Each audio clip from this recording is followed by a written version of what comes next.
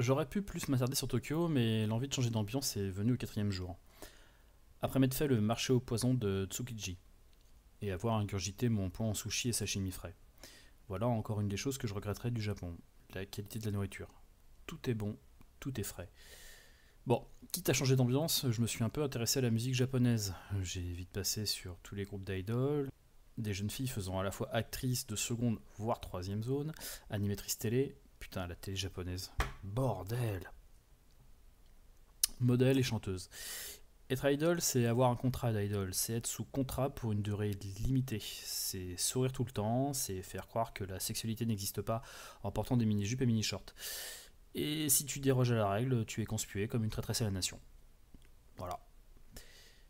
J'ai regardé côté rock, on se refait pas, et je suis tombé sur du glam, beaucoup, trop de glam, mais aussi sur l'OVNI Lady Bird, donc, qui passe en ce moment même. Du choix, beaucoup de choix dans tous les genres possibles. Ma consommation de musique made in Japan restera donc récréative. Côté voyage, plusieurs choses s'offraient à moi. Partir vers le nord, où les paysages sont, semble-t-il, magnifiques, d'autant que, vu mon état, ce n'est pas Fukushima qui allait me refroidir, ou vers le sud, et découvrir Hiroshima, le mont Fuji, Kyoto, Nara, Osaka, etc. J'ai opté pour la fin de cette seconde proposition. Hiroshima et Fuji me semblant peut-être trop évident, trop touristique. Je suis du genre à m'éloigner de la majorité. Ainsi, je n'ai jamais vu Titanic ou le fabuleux destin d'Amélie Poulain. Et à moins qu'on me les propose dans le prochain vol, ben je les verrai jamais. Tous ceux à qui j'ai parlé de mon voyage, que ce soit dans les auberges de jeunesse, dans les bars ou les restaurants, m'ont conseillé de ne pas zapper ces deux lieux. Peut-être ai-je raté quelque chose, je le saurai jamais. En tout cas, ce que j'ai fait en lieu et place valait largement le coup. J'ai fait de Kyoto mon camp de base, d'où je partais pour visiter les alentours. Nara. J'y suis allé 2 fois pour me ressourcer. La ville n'est qu'un grand parc avec ses temples et ses fans en liberté. Ils ont appris à vivre à côté de nous humains, du coup traverser les routes est devenu une évidence, réclamer de la bouffe aussi. Du coup les vendeurs de biscuits font leur beurre tranquillement. C'est mignon, c'est paisible, c'est cute, c'est kawaii.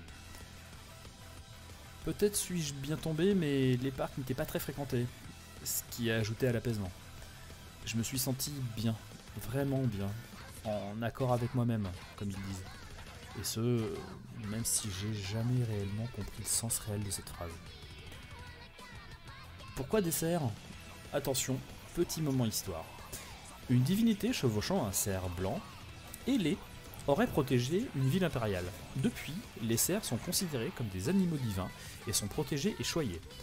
Pour finir sur le côté religieux, la religion officielle est le shinto-bouddhisme. Et pour faire court, des divinités ou esprits, ils en ont des myriades. Pour toute chose ou élément en fait. Osaka. J'étais très excité par Osaka. Je me voyais dans une petite Tokyo et j'ai été assez déçu au final. Ouais, il y a un côté très moderne, une avenue marchande, peuplée, touristique. Oui, il y a un côté historique, mais le tout fait carton-pâte. Une grande partie de la ville, pour ne pas dire l'intégralité, fut reconstruite après la guerre. Monuments médiévaux aussi. Mais le château d'Osaka en béton, comment dire, autant les douves et murailles sont sympathiques, autant le musée dans le château peut être intéressant, autant le bâtiment lui-même... Kyoto. Alors, par où commencer? Il y en a tant à dire. Oui, il y a des visites de renommée mondiale à faire. Le temple d'or et d'argent, le château de l'empereur, le château du shogun, le temple en 1001 statues bouddhiques, les cérémonies, mais prenez tout ce que j'ai dit sur le Japon et appliquez-le à une seule ville. Kyoto est le Japon. Nature, histoire, modernité, bien-être, et les gens, putain les gens quoi. Oui, j'ai parlé à beaucoup de gens dans les auberges de jeunesse, dans les bars, les restaurants, et ce malgré le fait que les gens soient réservés. En tant qu'Européens, et surtout Français, accoutumés dès le plus jeune âge aux touristes, on imagine que c'est le cas dans tous les pays qu'on traverse, et surtout un pays tel que le Japon. Mais oubliez tout. Le japonais est réservé, et beaucoup développent un complexe d'infériorité. Les Européens sont meilleurs que nous en tout, ou presque. Pourquoi être venus au Japon? Comment les touristes peuvent avoir envie de voyager dans notre pays? Voilà, ça c'est les 3 phrases qui revenaient le plus souvent. Alors oui, ils ne viennent pas vers vous naturellement, mais un peu éméchés, en gros, ou faisant preuve de curiosité, ils viennent vous voir pour comprendre, apprivoiser le mythe que vous représentez à leurs yeux. Ils sont tellement fans que de nombreux magasins portent des noms français, ce qui donne lieu à des situations très cocasses, car entre le 13 Juliette, ah oui, j'aime bien prononcer, Envie de France, en deux mots, Envie de France, qui accueille ses clients avec un panneau en français qu'on croirait rédigé par un enfant de 7 ans, le café Collabo, les croustillants croissants, les gâteaux de Bruxelles, des gaufres, hein, voilà, c'est un magasin de gaufres, Pierrot de Pierrot et ses crêpes de Cocorico, et les autocollants région Île-de-France trouvés collés à des panneaux dans des magasins, faites votre choix. Si c'est vous qui faites le premier pas, disons juste que vous passerez des soirées mémorables. J'ai parlé beaucoup de ma vie et de ce qui se sait de vivre en France et un peu de ce que c'est de vivre au Japon. Ils étaient curieux de moi, de nous, mais avaient des réticences à parler d'eux. Par pudeur un peu, par peur d'être inintéressant, beaucoup. Être touriste et être habitant n'ont rien à voir. Être touriste, c'est susciter l'envie et la curiosité. Être un expatrié, c'est susciter la méfiance et subir l'héritage des clans et provinces japonaises. Ce que nous pourrions appeler racisme ou nationalisme. Des mots presque synonymes de nos jours, mais qui n'en sont pourtant pas.